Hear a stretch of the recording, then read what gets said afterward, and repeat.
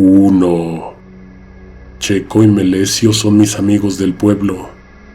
Ellos y yo escuchamos tu canal los viernes, nos juntamos atrás de la tienda, nos compramos unas caguamas y nos ponemos al día con las historias. Tenemos poco escuchando, pero desde el inicio nos emocionaron las ganas que nos dieron de contar algo que nos pasó a los tres hace como unos 4 años. Cruzábamos unas milpas secas para llegar a un campo llano en donde jugábamos fútbol. A veces veíamos a otros muchachos del pueblo, pero casi siempre éramos solo nosotros tres. Usábamos siempre el mismo corredor porque estaba bien trazado. Como lo utilizábamos seguido, no tenía milpas caídas que estorbaran el paso. Una tarde, mientras nos dirigíamos al campo a jugar, en cierto tramo encontramos el camino cerrado. Literalmente, había una densa tela de araña bloqueando completamente el sendero. Melesio se ofreció a arrancarla con una vara, pero entonces vimos el tamaño de la araña y mejor nos hicimos para atrás. En vez de ponernos a quitarla, nos metimos entre las milpas y buscamos otro corredor donde pudiéramos transitar. Fue una muy mala idea porque nos encontramos un buen tanto de telarañas en todos lados. Íbamos esquivando cuidadosos hasta que uno de nosotros, el que iba en medio, sintió que algo le estaba caminando en el hombro.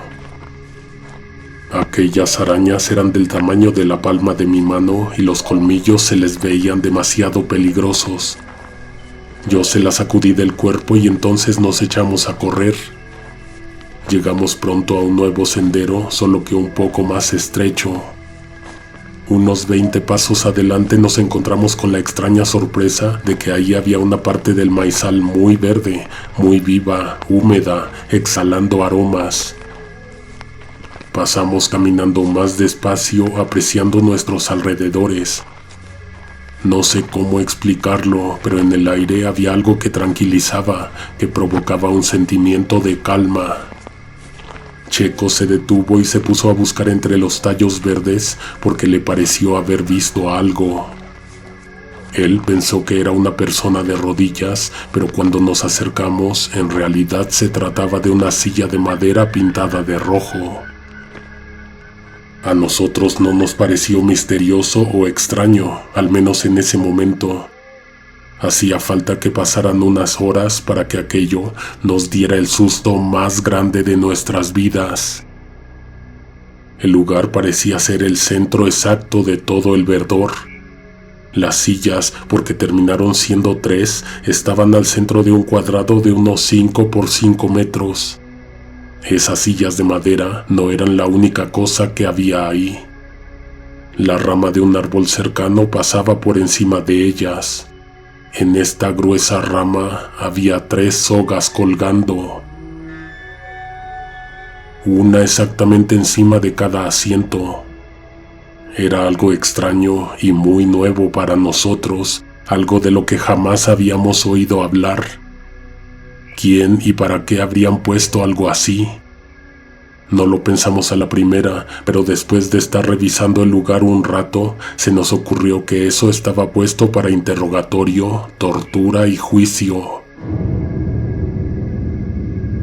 Los brazos de la silla tenían correas para inmovilizar las extremidades.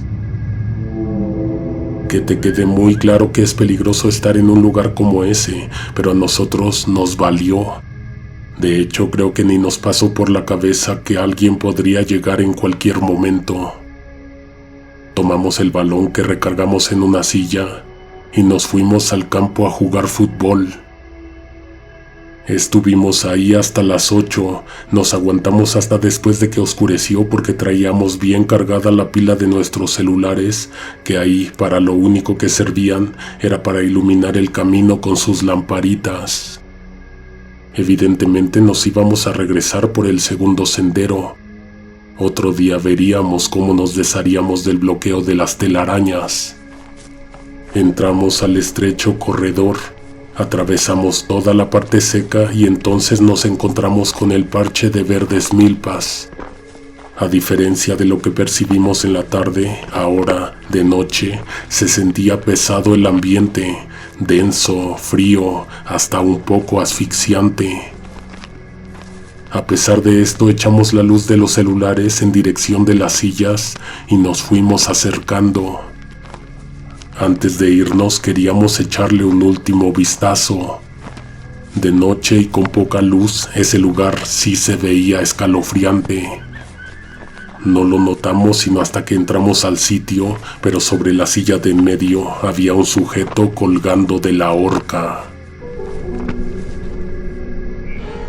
Yo sudé frío y les dije que nos fuéramos, pero Melesio apuntó con su celular al sujeto y entonces descubrió que realmente no era una persona, sino un pedazo de raíz de un árbol que extrañamente tenía forma humana, con todas sus extremidades. No nos podíamos tranquilizar porque aunque sabíamos que todo había sido solo un susto, el ambiente que reinaba en ese sitio cada vez nos ponía más intranquilos.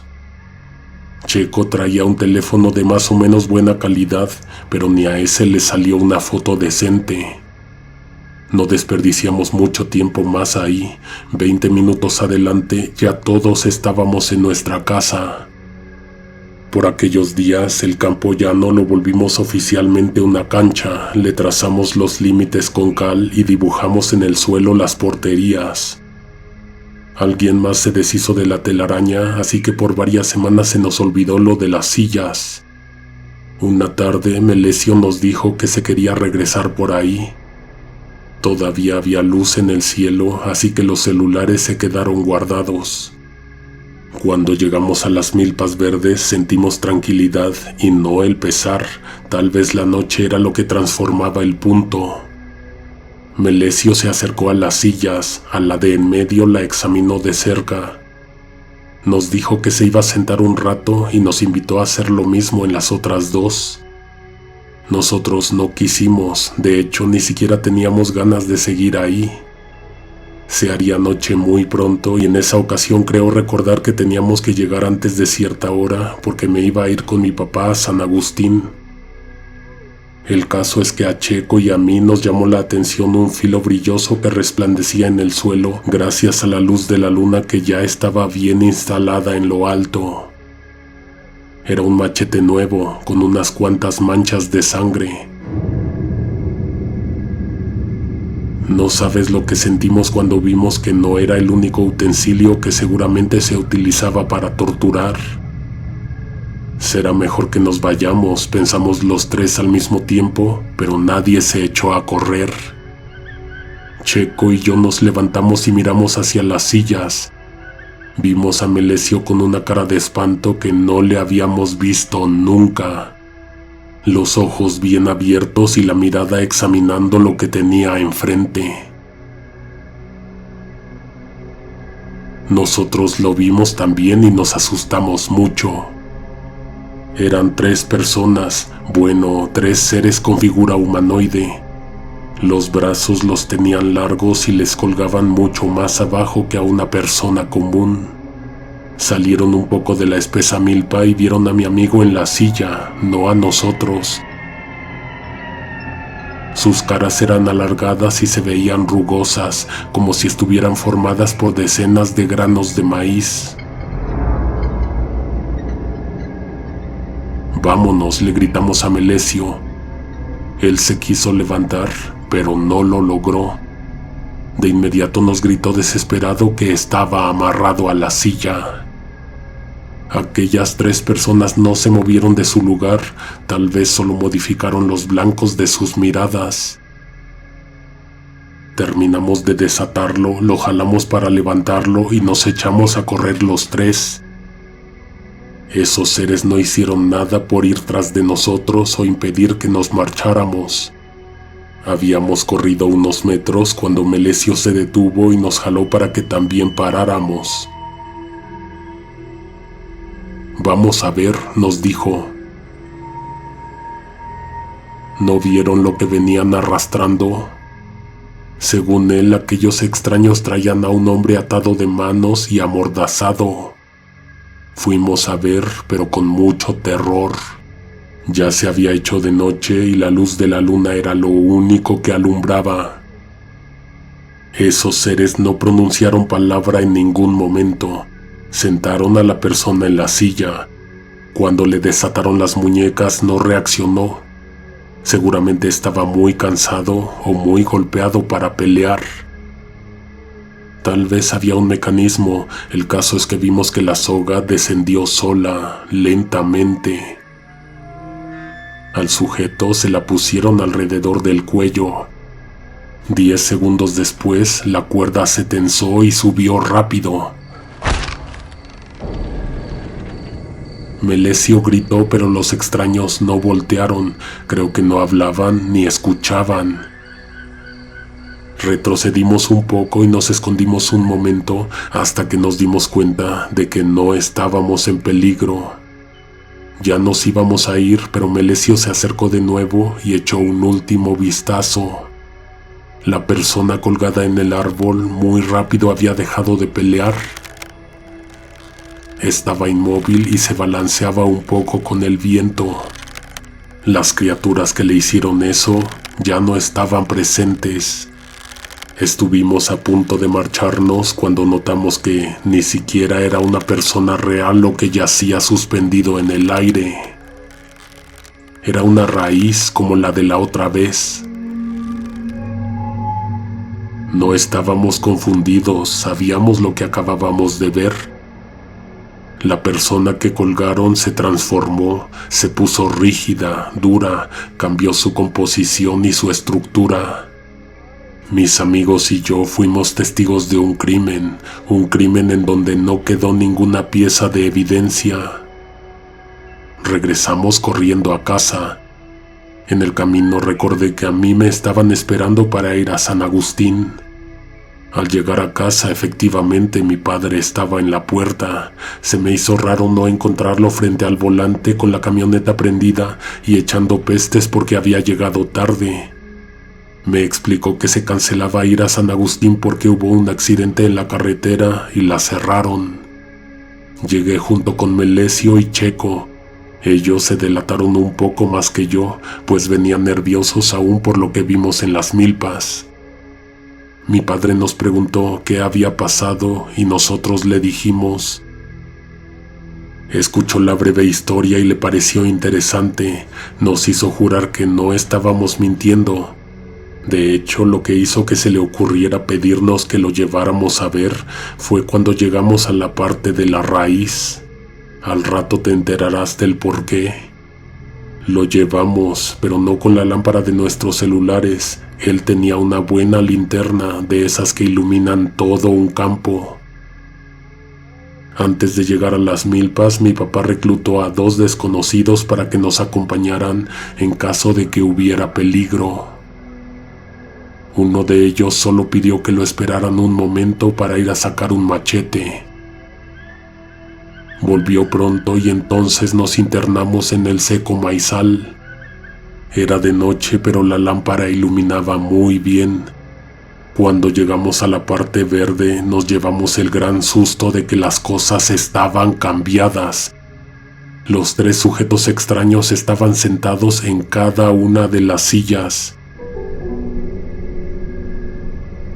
De la soga ya no colgaba la raíz. Esta se encontraba frente a esos hombres, posada en la tierra. Era horrible lo que iluminaba la poderosa lámpara. No eran muñecos, no eran personas, no eran marionetas, tampoco monstruos. Eran objetos orgánicos, algo espantoso, producto de la retorcida mente de la naturaleza. Una abominación. Uno de los que nos acompañó regresó a casa sin avisar y volvió con un bote de gasolina. Roció un poco sobre cada uno de los 3 y les prendió fuego. Al momento en que se encendió la fuerte llamarada, aquellos 3 seres se pusieron de pie y así permanecieron hasta que se consumieron por completo. Regresamos a casa cuando mi padre se aseguró de que hasta la última brasa quedó sepultada en tierra. Me dijo que esas raíces ya las había visto antes. De repente aparecían en el rancho. Para ser exactos, mi padre dice haberlas visto 2 veces. Como ambas veces se las encontró de noche, también las confundió al principio con figuras humanas. Cuando las quiso mover del lugar, se dio cuenta de que pesaban lo mismo que un cuerpo adulto.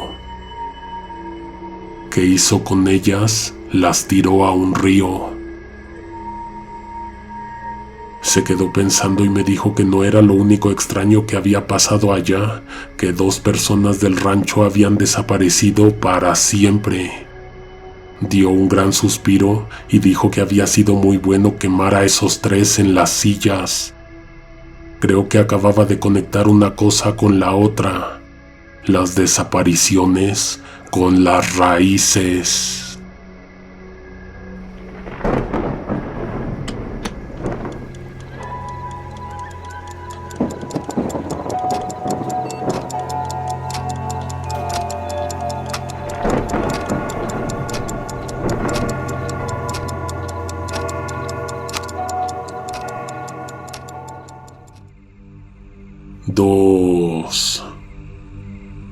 Mi tía Alejandra y mi tía Adriana son las únicas que todavía viven en el pueblo.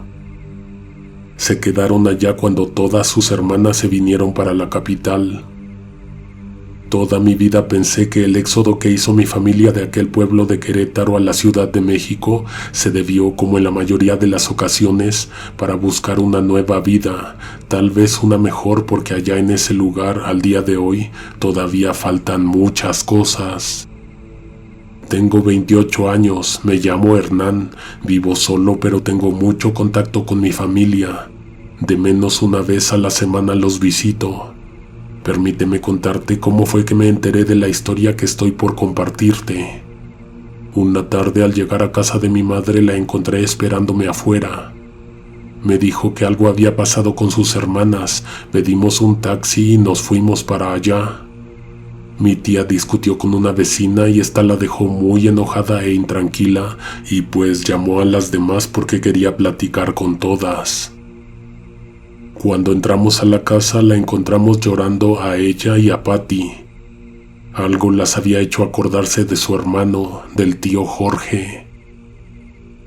Eran 5 mujeres y un hombre, pero él falleció. Su muerte causó que se vinieran a la Ciudad de México. Eso no lo sabía. La historia de cómo murió es demasiado extraña. Pensándolo bien, parece que está justificada la decisión de abandonar el pueblo. Ellas cuentan que allá en su tierra, para ir al pozo a acarrear agua, había que levantarse temprano porque rápido se hacía una larga fila. Hoy en día ya nadie usa ese pozo y el camino está cerrado, pero en aquel entonces mi mamá y sus hermanas y Jorge se rolaban turnos para pararse a las 4 de la mañana. Siempre iban 2, no solo para cuidarse, sino para acarrear 3 botes, no se necesitaban más. Aquel camino estaba muy oscuro, pero no solo porque era de madrugada, sino porque había algunos árboles que ensombrecían de luz de luna. A veces no entiendo por qué lo cuentan con tanta naturalidad, tal vez porque, como ha dicho mi madre en alguna ocasión, que allá es más fácil ver cosas, porque la gente no está distraída con el centenar de información, pantallas y anuncios que hay en toda la ciudad. En el camino al pozo espantan. Además de las cubetas, su mamá siempre los mandaba con un machete. Se tenía la superstición de que si veían una iguana, la partieran a la mitad. Se decía que si la dejaban escapar, ésta se iba a convertir en una persona con escamas, un reptil con forma humana, y les iba a morder la cara. A mi mamá y al resto de sus hermanas nunca se les apareció la iguana. A Patty según sí, pero no la quiso matar y mejor se echó a correr. Jorge también dice que la vio y que la mató, pero cuando revisaron el machete lo traía bien limpio. Todas sabían que él no era para nada supersticioso. Eso de la serpiente se supone que se lo inventaron porque un día alguien se encontró a una persona tirada a medio camino, a su lado en el suelo, un jarrón de barro quebrado, un machete y parte del cuerpo de una iguana. El sujeto tenía una mordida espantosa en la cara. No se supo con certeza qué sucedió, pero desde entonces la gente empezó a cargar, además de las cubetas, con machetes. A veces también se escuchaban lamentos a los alrededores, pasaba gente preguntando la hora, se escuchaban cascabeles en la oscuridad y otras cosas que hacían que el camino se volviera tenebroso, y tal vez después les cuente. Aquella vez le tocó a Jorge y a Patricia. Su abuela, que era la que los despertaba, un día se equivocó y los levantó a la 1 de la mañana.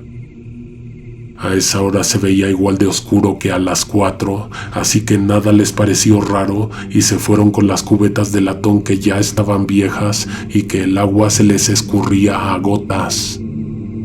No lo he escuchado solamente en Querétaro, también unos amigos de Hidalgo me contaron que allá en sus pueblos, si andas afuera muy tarde, se te aparecen 2 personas que vienen cargando un ataúd. Si las ves al frente tapando tu camino, regrésate, porque supuestamente algo malo te espera más adelante. Pero si vienen detrás de ti, aprieta el paso y camina más rápido. Patty dice que esa vez el camino resplandecía con la luz de la luna, pero como hacía un poco de aire y había unas cuantas nubes en el cielo, de pronto se tenían que detener porque todo se oscurecía. Se les empezó a hacer raro que no se encontraran con nadie en el camino, pues siempre o alguien los alcanzaba y los superaba, o al revés.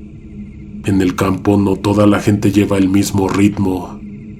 Después de un rato de andar, se detuvieron a mirar al cielo como si en este fueran a encontrar la respuesta. No eran ni las 2 de la mañana, por eso no había nadie caminando el sendero para ir al pozo todavía. Cuando escucharon ruido a sus espaldas, sintieron un breve alivio porque eso momentáneamente los hizo creer que todo estaba normal. Voltearon y no vieron personas cargando botes, sino a 2 hombres llevando en hombros una caja de madera. Lo que vuelve más terrorífico el preciso momento en que mi tía y mi tío voltearon fue que estos 2 sujetos, al momento de ser vistos, descubiertos, se detuvieron y dieron lentos pasos hacia atrás hasta esconderse y perderse en la sombra de un árbol. ¿Lo viste?, le dijo ella a él. Definitivamente lo vio, pero seguramente no le quiso dar importancia. No, respondió y siguió caminando. Patty se quiso echar a correr, pero no veía que su hermano tuviera las mismas intenciones.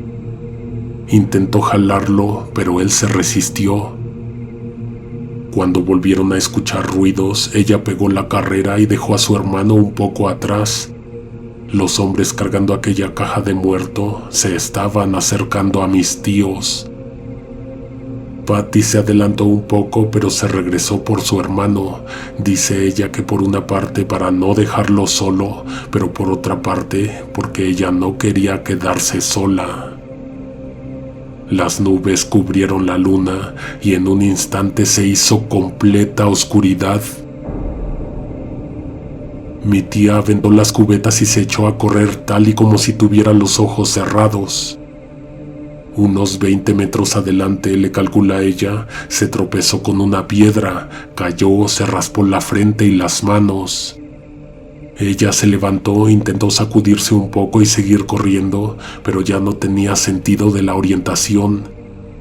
Mientras siguiera oscuro, ella no sabría para dónde era adelante y atrás. Cuando las nubes terminaron de pasar por encima, se empezó a hacer claridad, pero muy lentamente. Patty dice que le temblaba todo, le ardían las palmas, le sudaba la frente y le sangraba también. Se llevó un susto de muerte cuando encontró que en ninguna dirección había nadie. No estaba su hermano, no estaban las personas del ataúd. Se había quedado sola, abandonada, dejada casi exactamente a mitad del camino a esas horas de la madrugada. Estaba en estado de shock, no solo por la caída, sino porque algo malo le había pasado a Jorge. Caminó hacia el pozo porque no sabía qué hacer. Un poco adelante cambió de idea y regresó a casa para avisar. Despertó a todos para contarles lo que había pasado. No podían creer que fueran apenas las 2 de la mañana. ¿Qué hacían afuera tan temprano? A esa hora se pusieron todos a buscar a Jorge. Tristemente, durante semanas no supieron de él. En el punto donde su hermana lo vio por última vez, le pusieron una cruz en un calvario con su nombre. La historia no termina aquí. 2 días después, esa cruz desapareció. Esa cruz la habían mandado a hacer y se gastaron un dinero. Mientras iban viendo cómo hacerle para pedir que les hicieran otra, alguien se puso a tallar una provisional. No les dio tiempo de irla a colocar nuevamente cuando alguien les avisó de algo raro que se había encontrado en el panteón. A la cabeza de una tumba que se veía reciente, estaba clavada la cruz que le pusieron a mi tío. Cavaron dicha tumba con palas, quitaron la tierra y se encontraron con un cajón de madera. En ese pueblo al resto de la gente no la enterraban así, o tal vez no a toda. Eso del ataúd, dicen mis tías, era para aquellos que tenían dinero. Rompieron la tapa y se encontraron a Jorge, con los brazos cruzados al pecho, los ojos cerrados y una horrible palidez. Mi bisabuela, la que los despertó a la 1 de la mañana en esa ocasión, se murió de dolor cuando se enteró de lo que le pasó a su nieto.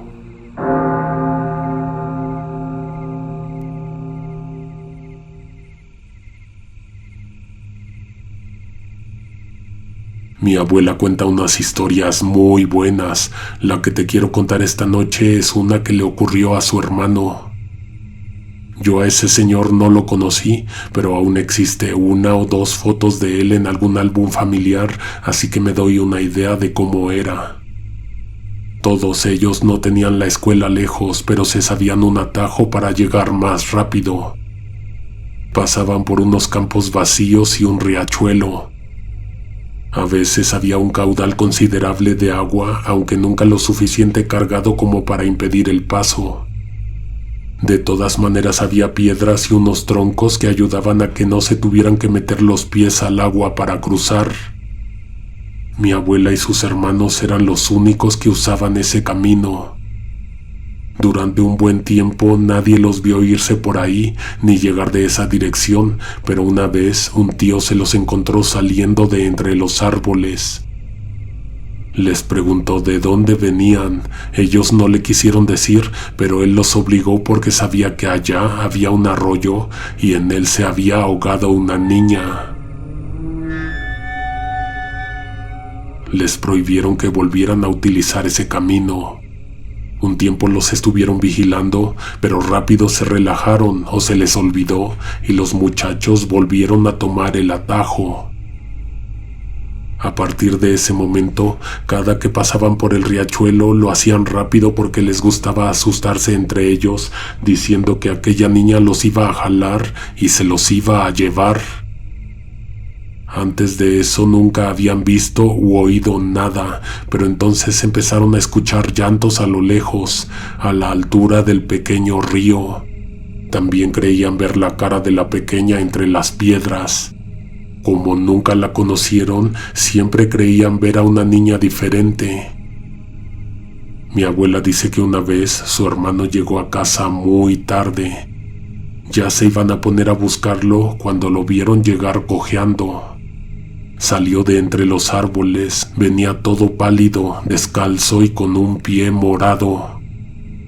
Le preguntaron qué le había pasado, pero no supo explicar, o más bien no quiso decir. Lo llevaron a una clínica en donde desafortunadamente perdió la pierna, pero pudo vivir. Mi abuela cuenta que a él le daba pena decirlo, pero una vez, cuando ya no se pudo contener, con lágrimas en los ojos, les dijo a sus hermanos que aquella vez se detuvo en el riachuelo porque escuchó una voz. Era la niña.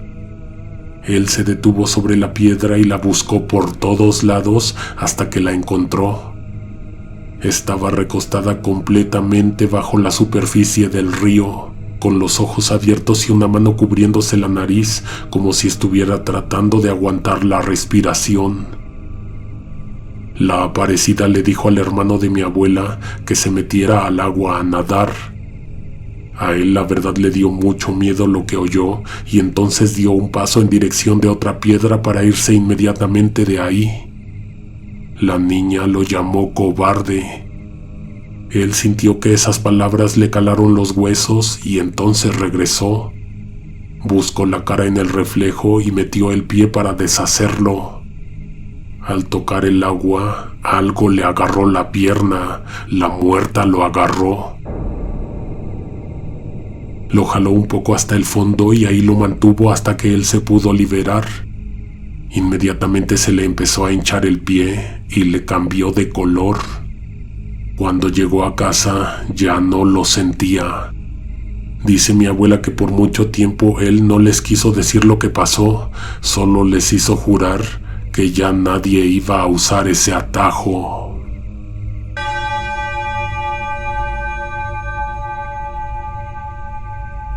Esta historia llegó esta noche a ustedes gracias a Arely Ramstein, Nisami Kamashi, Cuervo del Norte, Raúl Castillo y Karen Lugo. Escribe en los comentarios el tema que te gustaría escuchar en la próxima recopilación. Suscríbete para que no te pierdas los estrenos. Activa las notificaciones para ser de los primeros en escuchar. Hasta la próxima. Alguien te observa en la oscuridad.